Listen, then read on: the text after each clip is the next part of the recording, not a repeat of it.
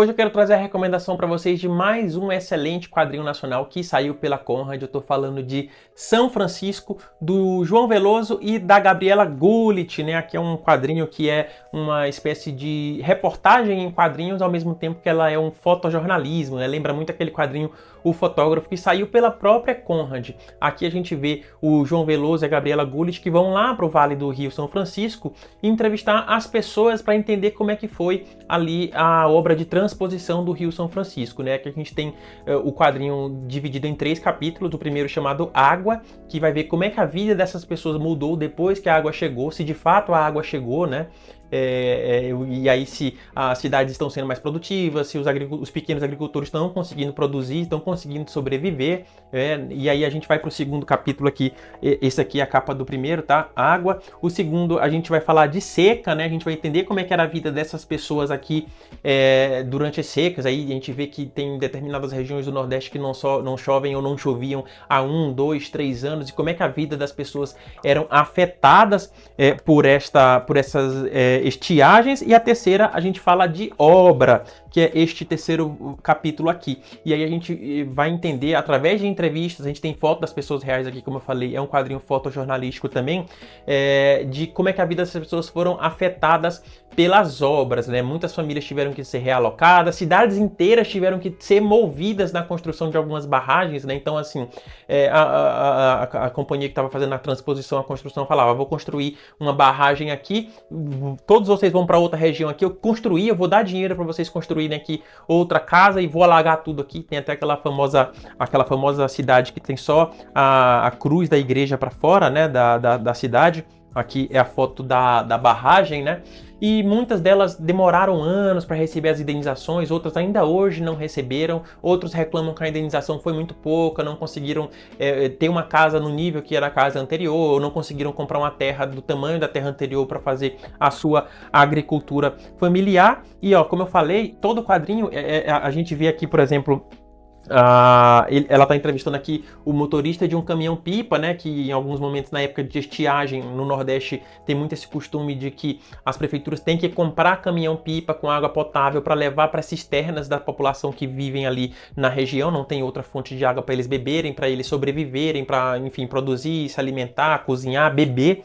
E aqui, ó, a gente vê, ó, esse rapaz aqui, né? Ela faz o desenho aqui certinho do rapaz do motorista do caminhão-pipa. E depois a gente tem as fotos aí do João Veloso mostrando a pessoa real. A gente conhece um pouco aqui da vida dessas pessoas, né? Aqui, mais uma vez, ó, a gente tem uma página aqui que é quadrinho desenhado pela Gabriela. E aqui uma página com a composição das fotos do João Veloso. Gostei muito desse quadrinho aqui. Ele me quebrou, assim, um paradigma que eu tinha de não curtir muito quadrinhos que traziam isso por conta de um trauma que eu tinha com fotonovelas, né? Eu sempre achei fotonovela muito engessada, assim, eu gostava um pouco das fotonovelas lá da revista da Circo, né? Ali do Angeli, da Laerte e do Glauco, aquelas fotonovelas que eles faziam, mas quando era um quadrinho de um tema mais sério, eu achava um pouco engessado demais, assim, eu falava, pô, é melhor ler uma matéria num site aqui, por exemplo, e esse quadrinho, ele me quebrou muito esse preconceito que eu tinha. Eu, como nordestino, assim, me identifiquei demais com muitas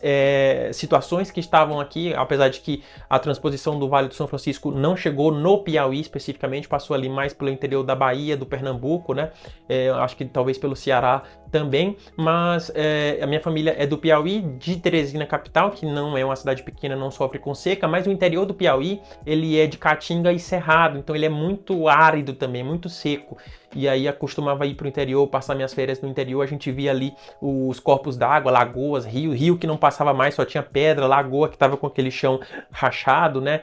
Gado lá morto, a gente via só a cabeça, o crânio do gado, porque o gado não tinha como comer, não tinha alimento, não tinha água, o gado morria. Então muitas dessas cenas eu acabei vendo aqui nesse quadrinho e sentia aquela dor no coração, e sei como essa dor é real, assim, esse sofrimento que essas pessoas estão passando é real e que talvez continue até hoje, né? Que é um ponto que a Gabriela traz aqui, que muitos grandes produtores acabaram se aproveitando dessa obra do Rio São Francisco para utilizar a água para irrigação de grandes plantações. Então, por exemplo, um braço da transposição, ele vai até o Pernambuco, mas chega aqui no Tocantins, chega aqui na Bahia, um grande produtor está sugando uma quantidade enorme de água para jogar na irrigação da sua plantação de soja ali, que requer muita água para ser produzida, e aí diminui o fluxo de água que deveria chegar na cidade, que foi a finalidade da transposição ter sido construída, para levar água para aquela cidade, para aquela região, para aquela população, né? Então deveria chegar a 5.000 litros d'água por hora naquela cidade, está chegando 1.000, 1.500,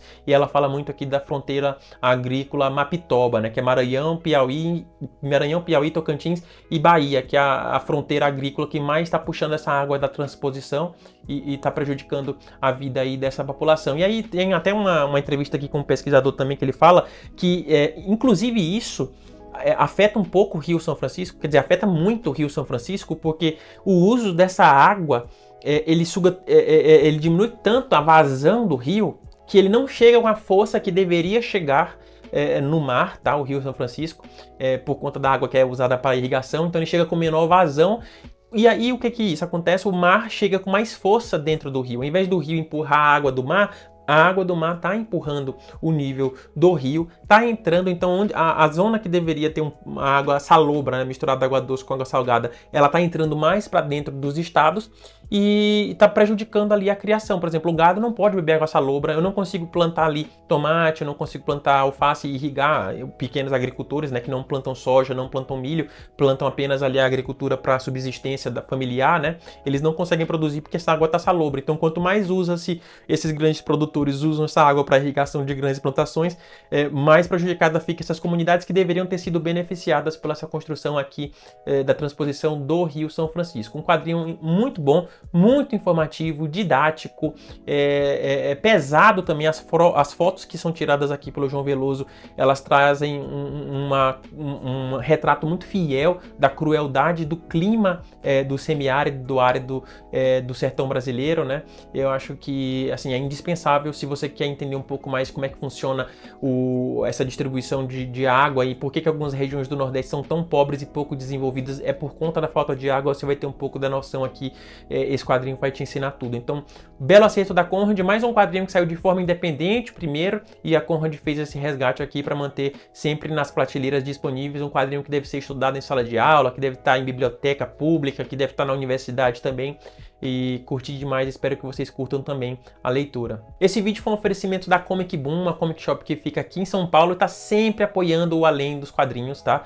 Então você pode fazer suas compras aí com desconto progressivo, com desconto de até 70%. Toda segunda-feira eles lançam série de quadrinhos lá no site deles, segunda-feira, meio-dia. Então tem quadrinho com 60%, 65%, 70% de desconto, tem cashback nas suas pré-vendas e você ainda ganha mais 10% de desconto se você entrar lá em comicboom.com.br. Na hora de fechar seu carrinho, você bota lá o cupom ALEM10 e você ganha esses 10% extra. Então apoie quem apoia o Quadrinho Nacional, apoie quem apoia o Além dos Quadrinhos. Mas por hoje era isso, eu te vejo muito em breve e até a próxima e tchau, tchau.